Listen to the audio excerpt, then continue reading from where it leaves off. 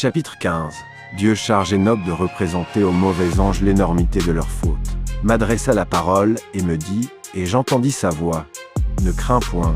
Enoch, homme juste, scribe de justice, approche ici, et écoute ma voix. Et va, dis aux veilleurs du ciel, qui t'ont envoyé supplier pour eux. C'est à vous qu'il convient d'intercéder pour les hommes, et non pas aux hommes pour vous. Pourquoi avez-vous abandonné le ciel très haut et saint, qui est éternel? Vous êtes-vous couché avec les femmes? Vous êtes-vous souillé avec les filles des hommes? Avez-vous pris des femmes, et avez-vous agi comme les enfants de la terre? Et avez-vous engendré, pour fils, des géants? Vous donc, saints, spirituels, vivant d'une éternelle vie, vous vous êtes souillés dans le sang des femmes, et vous avez engendré avec le sang de la chair.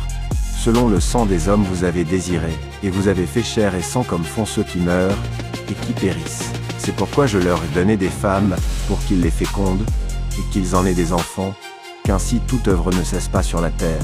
Quant à vous, vous fûtes d'abord spirituels, vivant d'une vie éternelle, immortelle, pour toutes les générations du monde. C'est pourquoi je ne vous ai pas attribué de femmes, car le séjour des spirituels du ciel est dans le ciel.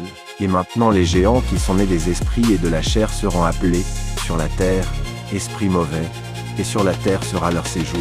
Des esprits mauvais sont sortis de leur chair, des géants, parce qu'ils ont été faits par les hommes, et des saints veilleurs vient leur origine, et leur premier fondement.